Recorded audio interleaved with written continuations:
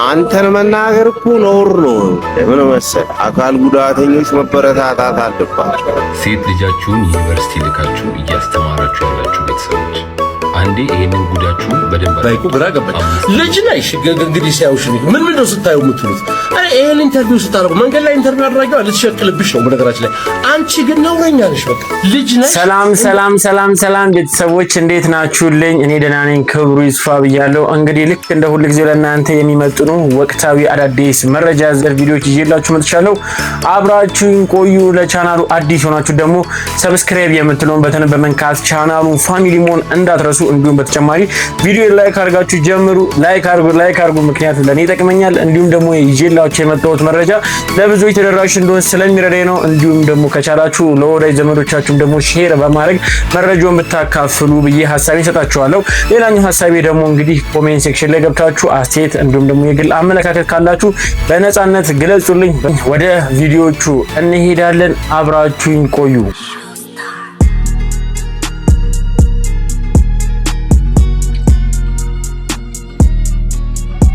በቅድሚያም ከሰሞኑ ሰምተነው እጅግ በጣም የሚያሳዝን የብዙዎችን ልብ የነካ የአንዲት እህታችን ታሪክ እንግዲህ አሁንም በሴቶች ላይ ያለው እንግዲህ ጥቃት እንደቀጠለ ያሳያል። እጅግ በጣም የሚያሳዝን ታሪክ ነው እንግዲህ ይዛብን የመጣችው። በነገራችሁ ላይ በሴቶች ላይ የሚደርሰው ጥቃት አሁንም አልቆመም። ከቀን ወደ ቀን እንደውም እየጨመረ ይዘቱንና መልኩን እየቀየረ እየመጣ ነው። ለማንኛውም እስቲ ቪዲዮን ባጭሩ ልጋብዛችሁና ሐሳባችንን እንሰጥበታለን። ቀጥታ እንደዚህ ነው ያዘኝ። እንደዚህ ነው መቁረጥ የጀመረው። በሞት ጥላ መካከል የበቀለች የጽናት አዝመራ ትዕግስት ለሷ ስሟ ብቻ አይደለም። የደረሰባትን የመከራ እቶን አልፋ የመቃብር አፋፍን ረግጣ የተመለሰችበት የህልውናዋ ምስክር እንጂ ባመነችውና ህይወቷን አሳልፋ በሰጠችው ሰው የተከዳችው ትዕግስት የደረሰባት ግፍ ሰምቶ ለማለፍ ይከብዳል። ያቀፋት ገላ፣ የተደገፈችው ትከሻ ወደ አውሬነት ተቀይሮ ከአንገቷ እስከ ሆዷ ድረስ በስለት እንደ ጨርቅ ሲተለትላት የነበረው ጭካኔ ሰው ለሰው እንዴት እንዲህ ያደርጋል ያስብላል። በስጋዋ ላይ የታተመው ያ ጥልቅ ጠባሳ የበደል ምልክት ብቻ አይደለም፣ ሞትን ያሸነፈ የጽናት አሻራ፣ ዳግም የመወለዷ አዋጅ እንጂ። ትዕግስት ለፍትህ የሄደችበት ርቀት ከቁስሏ በላይ ያማል። ጨካኙን አጥፊ ለህግ ለማቅረብ ስትል ካቆሰላት ጠላቷ ጉያ ስር ተለጥፋ ለመኖር ተገዳለች። የመከራው ማዕበል አላርፍ ሲላት እስከ ጎዳና ህይወት ወርዳለች። ለፍትህ ስትል ክብሯን፣ ሰላሟንና ቤቷን መስዋዕት አድርጋለች። ዛሬ ያ አረመኔ በህግ ቁጥጥር ስር ቢውልም የትዕግስት ስጋት ግን ገና አልበረደም። ከተለቀቀ እኔንም ቤተሰቦቼንም መግደሉ አይቀርም ስትል የምታሰማው የድረሱልኝ ጥሪ የሁላችንንም በር ያንኳኳል። ትዕግስት የሺህ ግፉአን ድምጽ ነች። የሷ መጽናት ለሌሎች ተስፋ፣ የሷ መታገል ለፍትህ መከበር ትልቅ ትምህርት ነው። ዛሬ ከጎኗ ካልቆምንና ተገቢው ፍርድ እንዲሰጥ ድምጻችንን ካላሰማን ነገ ሌላ ትዕግስት መፈጠሩ አይቀርም። የደረሰባትን አሰቃቂና ለማየት የሚዘገንነውን ፎቶ ማየት አቅሙ ካላችሁ ባዮ ላይ ባለው የቴሌግራም ሊንክ ገብታችሁ ተመልከቱ። ፍትህ ለትዕግስት የጽናት ተምሳሌቷን በዝምታ አንሸኛት። እስከ መቼ በእንደዚህ አይነት ሁኔታ ይዘለቃል? ሁሉም ሰው እንግዲህ እህት አለው፣ እናት አለው፣ እንዲሁም ደግሞ ሴት ልጅ ይወልዳል። በዙሪያው ሴቶች እያሉ ለሴት ልጅ የሚደርስ ጥቃትን መቃወም በሚችለው አቅም ሊቃወም ይገባልና ፍትህ ለተበደሉ ለተጨቆኑ እንዲሁም ደግሞ በደል ለደረሰባቸው ሴቶች ማለት ፈልጋለሁ። እናንተም እንግዲህ ኮሜንት ሴክሽን ላይ ገብታችሁ ፍትህ ለተበዳይ ብላችሁ ሐሳባችሁን ብትሰጡ ብዬ ለእናንተ አሳልፍኩላችሁ። ሌላኛው ጉዳይ ደግሞ ከሴቶች ጋር እዚሁ እንደተያያዘ የሴት ልጅ አባት ወይ ደግሞ የሴት ልጅ እናት የሴት ልጅ ወላጅ ሲኮን እንግዲህ ብዙ መከራና ብዙ ፈተና እንዳለ ይታወቃል። ከዚህ ጋር ተያይዞ ልጆቻቸውን ወደ ዩኒቨርሲቲ የላኩ እንግዲህ እናትና አባት ሊጨነቁ አይገባም። ይህ የሁላችን ጥያቄ ይመስለኛል። ለማንኛውም አንድ ቪዲዮ አለ፣ እስቲ ልጋብዛችሁ። ሴት ልጃችሁን ዩኒቨርሲቲ ልካችሁ እያስተማራችሁ ያላችሁ ቤተሰቦች አንዴ ይሄንን ጉዳችሁን በደንብ አዳምጡ። 5 ዓመት ዩኒቨርሲቲ ውስጥ እንደተማረ ሰው፣ 2 ከዩኒቨርሲቲ ወጥቼ የተወሰነ ዩኒቨርሲቲ ውስጥ የመስራት እድል ስላገኘው በአመታት ካካበትኩትና ከታዘብኩት ነገር ነው የምነግራችሁ። ወደ ጉዳዩ ቀጥታ ሳልፍ ዩኒቨርሲቲ ውስጥ 2 አይነት ሴት ተማሪዎች አሉ። 2 አይነት። የመጀመሪያዎቹ ዩኒቨርሲቲ መግባታቸው ማንነታቸውን ያልቀየረባቸው ማለት ነው።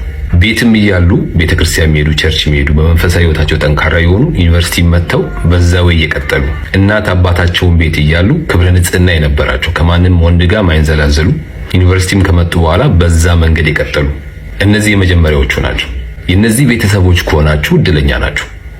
ሁለተኛዎቹ ደግሞ ዩኒቨርሲቲ መግባታቸው ማንነታቸውን የቀየረባቸው ናቸው። እናት አባታቸው ቤት እያሉ ቤተክርስቲያን የሚሄዱ ቸርች የሚሄዱ በመንፈሳዊ ህይወታቸው ጠንካራ የሆኑ ዩኒቨርሲቲ ከገቡ በኋላ ግን በየናይት ክለቡ የሚያውደለድሉ በየክለቡ የሚያውደለድሉ ማለት ነው። እናት አባታቸው ቤት እያሉ ከማንም ወንድ ጋር ማይዘላዘሉ ክብረ ንጽህናቸውን የጠበቁ ዩኒቨርሲቲ ከገቡ በኋላ ግን ከማንም ወንድ ጋር የሚጋደሙ ክብራቸውን ያጡ የነዚህ ሴት ተማሪዎች ወላጆች ከሆናችሁ ደግሞ በጣም አዝናለሁ። በጣም የሚያሳዝነው አብዛኛው ቤተሰብ ሴት ልጁን ዩኒቨርሲቲ መላኩን እንጂ የሚያውቀው ያቺ ሴት ልጁ ዩኒቨርሲቲ ውስጥ ያላትን ህይወት አያውቅ።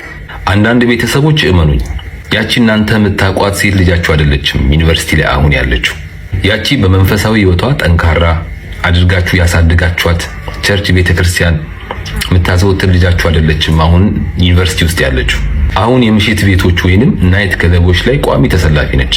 እመኑኝ እናንተ ዩኒቨርሲቲ ስትልኳት ከማንም ወንድ ጋር ማትውደለደለዋ ያቺ ክብረ ንጽህናዋን የጠበቀችው ልጃችሁ አይደለችም አሁን ዩኒቨርሲቲ ውስጥ ያለችው። ከማንም ጋር እየተጋደመችላችሁ ነው። ክብሯን ጥራ ርካሽ ሆናለች። ይሄንን ጉዳችሁን ደግሞ እንደ ቤተሰብ ብዙዎቻችሁ አታውቁም። ሴት ልጆቻችሁን ትልካላችሁ፣ ስትመጣ ትቀበላላችሁ። በስልክ ደውላችሁ ትምህርት እንዴት ነው፣ ጤናሽ እንዴት ነው፣ እየበረታሽ ነው ትላላችሁ። ዳትስ ፋይን እኮ። ነገር ግን እያመናችሁ ነው ልጃችሁ የምትነግራችሁን ነገር። ክለብ ላይ እየጨፈረች ብትደውሉላት ወጣ ብላ ቸርች ነኝ ልትል ትችላለች። ስለዚህ ቼክ አድርጉ ሴት ልጆቻችሁ ዩኒቨርሲቲ ውስጥ በምን አይነት ሁኔታ ውስጥ ናቸው። ይህንን ቪዲዮ አድርሱልኝ። አመሰግናለሁ። እውነት ለመናገር ቤተሰብ ሁሉ ልጁ ሁሉ ጊዜ ንጹህ ወይም ደግሞ ስርዓት ያለው ይመስላል። ነገር ግን አንዳንድ ጊዜ ልጆቻቸውን ቀርቦ የማየትና ያለ ማየት ጉዳይ ነውና ወላጆች ልጆቻችሁ እንዴት ናቸው? በተለይ ዩኒቨርሲቲ የላካችሁት ልጆቻችሁ እውነት ለመናገር ትምህርት እየተማሩ ነው? ይህ የወላጆች ጥያቄ ሊሆን ይገባል። ወደ እናንተ አሳልፌያለሁ። በዚህ ጉዳይ ላይ እንደቀልድ አትዩ። ልጆቻችሁን ትምህርት ቤት ድረስ ያሉበት ዩኒቨርሲቲ ትምህርት ቤት ድረስ ሄዳችሁ እንኳን ራሱ ቼክ ብታደርጉ መልካም ነው። ምክንያቱም ያው አብዛኛው ሰው ወደ ዩኒቨርሲቲ የሚገቡበት እድሜ ፋይሬጅ ነው። ብዙ አዳዲስ ነገሮች ይተዋወቃሉ። እድሜያቸውም ስለሚያስቸግራቸው ብዙ የተሳሳተ ነገር ሊያደርጉ ስለሚችሉ የወላጆች እገዛ ያስፈልጋቸዋል። ስለዚህ በተቻላችሁ አቅም ደግሞ ይህን ነገርን በቅርበት ሆናችሁ ብትከታተሉ ብዬ ወደ እናንተ አሳለፍኩኝ። ሌላኛው ጉዳይ ደግሞ ጋሽ ሰለሞን አርቲስት ጋሽ ሰለሞን እንግዲህ በቲክቶከሮቹ መካከል የተፈጠረውን ግጭትን እንግዲህ ለማስታረቅ በሽምግልና መጥቷል። እስቲ ቪዲዮ ልጋብዛችሁና ሀሳባችን እንሰጥበታለን። አዶናይ ልጄ በቅርቡ ሽማግሌ ሆኜ ቤት እመጣለሁ። ወደ ቤት ስመጣ ግን የሀገር ባህልን በጠበቀ መልኩ ካባዬን ለብሼ የባህል ልብሶቼን ለብሼ ነው የምመጣው። አንተን ከጃኒ ጋር ለማስታረቅ ኃላፊነትም እንደ አባት ስላለብኝ አንተ ማለት እኮ ቤተሰብን አክባሪ ሃይማኖትን አክባሪ ነህና ቤት በቅርቡ ሽማግሌ ሆኜ እመጣለሁ ሲል ከጃኒ ጋር ለማስታረቅ ያለውን ፍቅር ጋሽ ሰለሞን እንዲህ ሲሉ እየተደመጡ ይገኛሉ። እስቲ ሁላችሁም ሁለቱ እነዚህ ጥንዶች እንዲታረቁና ሰላም ፈጥረው ወደ ድሮ ፍቅራቸው እንዲመለሱ የምትፈልጉ ሰዎች ሁላችሁም ለእነዚህ ጥንዶች ያላችሁን ፍቅር ኮመንት ላይ እንድትገልጹላቸውና ይህን በጎና የተባረከ ሀሳብ ስላመጣው ስለ ጋሽ ሰለሞን ያላችሁን ክብርና ፍቅር ኮመንት ላይ እንድትገልጹላቸው ፈልጋለሁ። አርቲስት ጋሽ ሰለሞን እንግዲህ በአዶናይ የተበረከተላቸውን የመኪና ስጦታ ሁላችንም እናውቃለን። ከዛም አልፎም ደግሞ አዶናይ ብዙ መልካም ስራዎችን ሰርቷል። አሁንም እየሰራ ነው፣ ወደፊትም እንደሚሰራ ከፈጣሪ ጋር እንግዲህ ሁላችንም የምናስበው ጉዳይ ነው። ነገር ግን እንግዲህ በቲክቶክ ላይ እንግዲህ የተፈጠሩ ሁላችሁም ታውቃላችሁ። አብራው የነበረችው ወይም ደግሞ ፍቅረኛ የነበረችው ልጅ እንግዲህ ከሱ ጋር እንደተለያዩ ይታወቃል። ከዚህ ጋር ተያይዞ እሳቸው እኔ መሀል ገብቼ አስታርቃቸዋለሁ ብለው እንግዲህ እየሞከሩ ይገኛሉ። ያው እንደ ሀገር ሽማግሌ እንደ ሀገር ባህል ነው እንግዲህ ላስታርቃቸው የምፈልገው ብለው ሀሳባቸውን ሰጥቷል። እንግዲህ ፈጣሪ ይርዳችሁ ማለት ፈልጋለሁ። በዚህ ላይ ሀሳብ ካላችሁ ብትሰጡበት ብዬ ወደ እናንተ አሳልፋለሁ። ሌላኛው ጉዳይ ደግሞ እንግዲህ የሰሞኑ መነጋገሪያ ብዙዎችን በተለይ ደግሞ የኢትዮጵያ ሕዝብን ለሁለት ለሁለት አድርጎ ከፍሎ እያከራከረ ያለ ጉዳይ ነውና ከዛ ጋር ተያይዞ ጋዜጠኞች እንግዲህ በእስራኤል የነበራቸው ቆይታ ብዙ ትችት አምጥቶባቸዋል። ከዛ ጋር ተያይዞ ከነበሩት ጋዜጠኞች መካከል በስፋት እንግዲህ በሚዲያ ላይ በብዙ ሶሻል ሚዲያ ላይ እንግዲህ መነጋገሪያ የነበረው የኢቢኤስ ጋዜጠኛ የሆነ ዮናስ ከበደ እንግዲህ በብዙ ዘንድ ከባድ ትችት ሲቀርብበት ነበረ፣ ሲተች ነበረ። ሌላኛውም ደግሞ ጋዜጠኛ አብሮት በዚህ የተገኘ በእግረኛው ሚዲያ ወይም ደግሞ እግረኛ በሚለው ሚዲያ ላይ ፖድካስት ላይ የምናውቀው ጋዜጠኛ ተክለ ሃይማኖትም እሱም ተመሳሳይ ትችት ደርሶበታል። ለማንኛውም እስቲ ቪዲዮዎች አሉ ልጋብዛችሁና ሀሳባችን እንሰጥበታለን። አንተን መናገር እኮ ነውር ነው። ምን መሰለህ አካል ጉዳተኞች መበረታታት አለባቸው። በዚህም በዛም ብለው ነጥቀው ሳንቲም መስራት አለባቸው። እኔም አንተ አባል ነኝ ገባህ? እኔ ያው ፈጣሪ ከጊዜ በኋላ ቢሆን ፈጣሪ ምን ይላል? ምልክት ያለባቸውን ተጠንቀቋቸው ይላል። አንዱ አንተ ነህ። አዝነን ነው ሰብስክራይብ የምናደርግልህ ምናምን ላይክ የምንነካለን ምናምን እንጂ ውስጥ የተረገመ መንፈስ እንዳለ እናውቃለን። ፈጣሪም የሆነ ቆንጠጥ አድርጎ እንደለቀቀ እናውቃለን። አንተ ኖርማሊ ሌላም አጃይብ ትሰራለህ። ገና ታሪክ ሰሪ ብዬ ነው ማለት ብዙ ሰዎችን ፖድካስት ላይ ትጠራና ክብረ ነክ ነገር ትጠይቃለህ። ዲስሪስፔክት በማድረግ ታምናለህ። ብዙ ተይዘሃል። ዞሮ ስትፈጠር ነው የተያዝከውና አንተን ማረምም መምከርም ምንም ማድረግ አንችልም። ግን አትበለውም። ፈነዳርተህ ነው ጠቅላይ ሃይማኖት የምሬን ነው። አንተ ጨላ በደንብ ትሰራለህ፣ ግን አትበለውም። ልክ እንደ እንትና ትንቢት ልንገርህ፣ አትበለውም። የምሬን ነው። በጣም አበዛ። ያቺ ማዘር ትዝ ትላለች። ጠርተህ ልክ ልኳን የነገርካት ዝም አለን። የሆኑ ተጭበረበርኩ የሚሉ ፋዘር መጡ። እሳቸውንም ልክ ልካቸውን ነገርካቸው። ትንሽ የሶፊ ላይ አሪፍ ሰርታል። ባነህ ነበር ከኛ እንወዳለን ለለፈ ሴንከነ ቻሌ ክፍራተና እስራኤል ደስታዋን ብቻ ሳይሆን ሀዘንም ያለባት ወይም ደግሞ እንደ ሰው ልጅ ልብ የሚነኩ ታሪኮችን የሰማንበትም ጊዜ ነበር። ወደ ጋዛ ቦርደር ላይ ሄደን ነበር። በእስራኤልና በጋዛ መካከል ያለውን ቦታ ለማየት ኑሯቸውን ለማየት የጦርነቱን ጠባሳ እግረ መንገድ ለመመልከትም ችለናል። ሰዎች በዚህ ልክ ሲጨክኑ፣ ሐቅ ሲጠፋ፣ እውነት ባለቤቱን ሲያጣ፣ ዛሬ ህፃናት ጩኸት፣ ለቅሶ፣ ዋይታ የማይሰማበት ዓለም ይባስ ተበዳይ እንደ በዳይ ስሙን ማንሳት፣ ስለሱ ማውሳት፣ ስለ በደሉ መናገር ወንጀል የሆነበት ዘመን፣ ስለ ጥፋት መናገር፣ ስለ ልቄት ማውራት እንደ ጥፋት የሚቆጠርበት ዓለም ውስጥ በእንደዚህ አይነት የውሸት ዓለም ውስጥ ከመኖር የበለጠ የሚያምም የሚያሳዝንም ነገር የለም። አንዳንዴ አላህ የመረጣቸው ሰዎች ይህንን ጊዜ ሳያዩ እንደው ባጢኑል አርድ የምድር ሆድ ከምድር ጀርባ በላይ የተሻለበት የሚሆንበት ጊዜ ከመኖር አለመኖር የምትመርጥበት ፈዳሃ። አንዳንድ ጊዜ እኔ ገዛን ሳይ በቃ አጋላጭ ሆነ። ገዛ ሁሉንም አጋለጠ፣ የተደበቀውን አወጣ፣ የዓለምን ውሸት ገለጠው። ሱብሃንአላህ ፊት ለፊት አወጣ። ኒፋቅ የሚባለውን ነገር ሁሉ አደባባይ ላይ ያሰጣው። እንደዚህ አይነት ጊዜ ላይ ተቀምጦ ይሄን ከማየት የበለጠ እንደ ማህበረሰብ ወንድም ወንድሙን ሲያርድ፣ ወንድም ወንድሙን ሲገፋ፣ ወንድም ወንድሙን ሲያሳድር፣ ሲያፈናቅል እንደው ባካችሁ ቁርአን ላይ ማክፊኩም ረጁሉ ረሺድ ከማከላችሁ አንድ መልካም ሰው ጠፋተው የሚል አረህ አይበጅም ነውር ነው ከኛ ይጠበቅም የሚል ሰው እንግዲህ አቡ ጀህል ቀደም ያልነው አቡ ጀህል በዛ ክፋት በዛ ማንነት ነውርን ግን ይረዳ ነበር።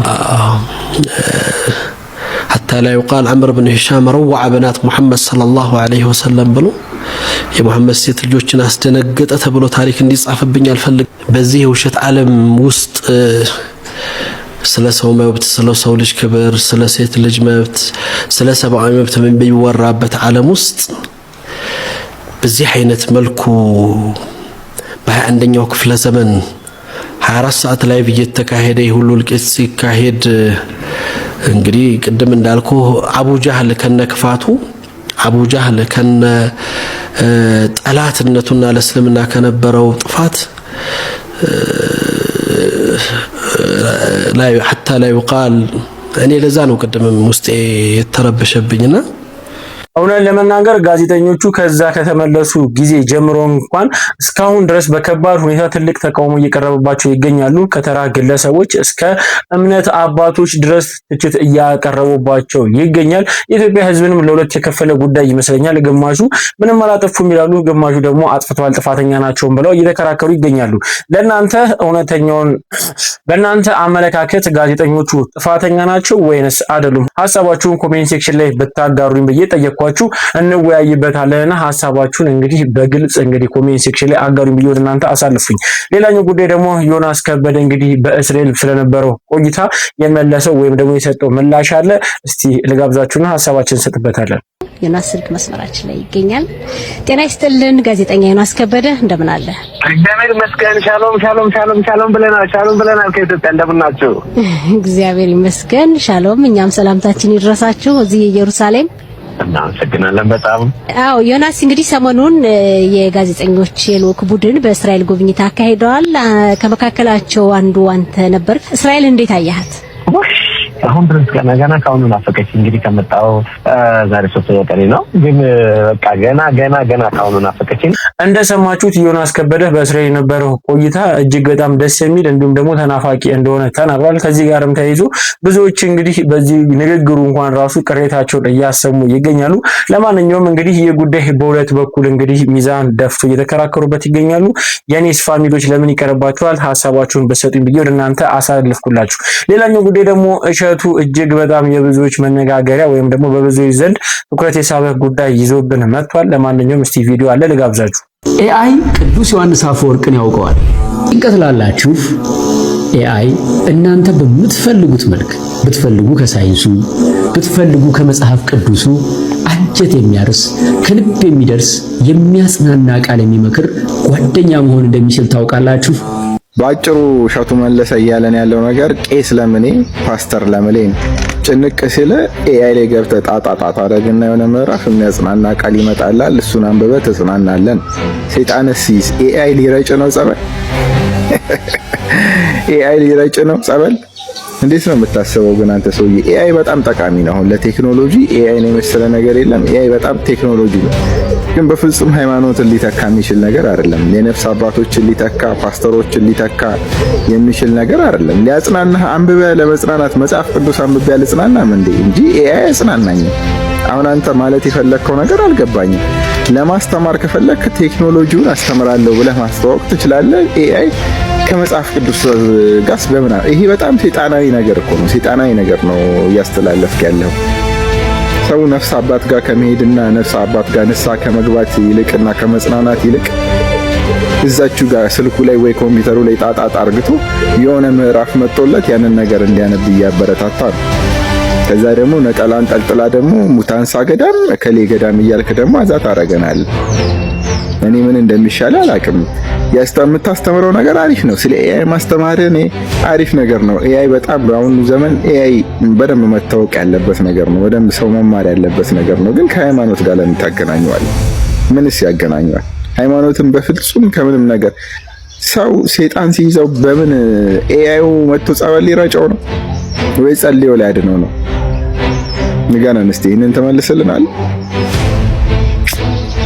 እውነት ለመናገር እሸቱ መለሰ እንግዲህ አሁን ላይ በተለያዩ ዘርፎች እንግዲህ በቴክኖሎጂ ዘርፍ በተለይ የተለያዩ ስራዎችን እያመጣ ለተጠቃሚዎችም እንዲሁም ደግሞ ለወጣቶችም እያስተዋወቀ ነው፣ ሰርተው ሊለወጡበት በሚችሉበት መንገድ ሁኔታ። ነገር ግን አንዳንድ ጉዳዮችን እንግዲህ የበለጠ ለማሳደግ በሚጣርበት ሁኔታ ላይ ከሃይማኖት ከባህል ጋር ግጭት ሊፈጥሩ ስለሚችሉ እያንዳንዱን ነገር ጠንቅቆ ለይቶ አውቆ እንግዲህ ለተጠቃሚዎች ቢያቀርብ ብዬ ሐሳቤ መስጠት ፈለኩኝ። ይህ ጉዳይ እንደቀላል አይታየም። በእምነት ውስጥ ይህን ቴክኖሎጂ የተባለ ነገር በእምነት ውስጥ እንደቀላል አይገባም ነው፣ ወይም ደግሞ በእምነት ውስጥም ገብቶ ቴክኖሎጂ በቀላሉ ደግሞ ራሱን ሊያሳድግ አይችልም። ምክንያቱም አሁን እሱ እንደሚናገረው ከሆነ አጽናኝ ከተፈለገ መካሪ ከተፈለገ ምንም አባቶች ድረስ መሄድ አያስፈልግም። ራሱ ቻትጂፒቲ ኤአይ ምናምን ነገር አርቲፊሻል ኢንተለጀንት እንግዲህ ራሱ ይመክራል፣ ይገሳል፣ እንዲሁም ደግሞ የህይወት መንገድንም ያሳያል ብሎ ተናግሯል። ነገር ግን እዚህ ጋር ማስተዋል ያለብን በእምነት ውስጥ እንግዲህ በእምነት አባትና እንዲሁም ደግሞ በምዕመኑ ዘንድ ፊዚካሊ እንግዲህ ግንኙነት ስለሚያስፈልግ ይህን ጉዳይ እንግዲህ ለአርቲፊሻል ኢንተለጀንስ ሳይሆን ለአባቶች ብንተውላችሁ ብዬ ሀሳብ መስጠት ፈልጋለሁ። ለማንኛውም ሀሳብ ካላችሁ ብታጋሩኝ ብዬ ወደ እናንተ አሳልፍኩኝ።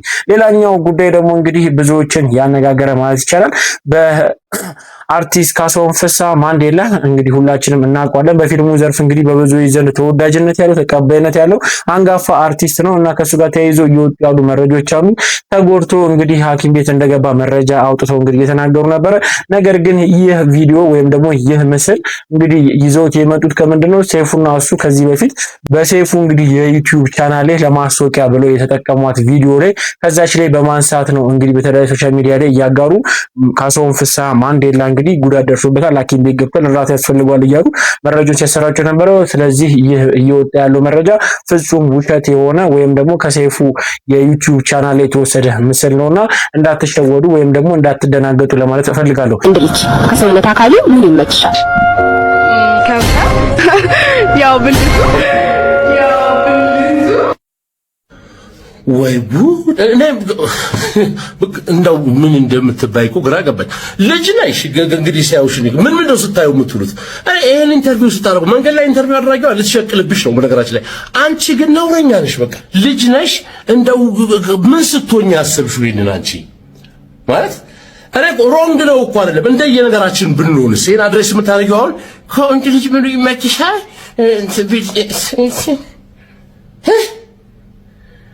ዘመድ የለም ሰፈር ቤት አካባቢ ምን ነካሽ የሚልሽ ይሄን ቪዲዮ ሳይ የሆነ ያጎትሽ ልጅ ደውላ እንጂ አየሁልሽ ቪዲዮሽን ካሁን በኋላ የሚልሽ የሚቆጣሽ የለም። የት ነው የምታድጉት?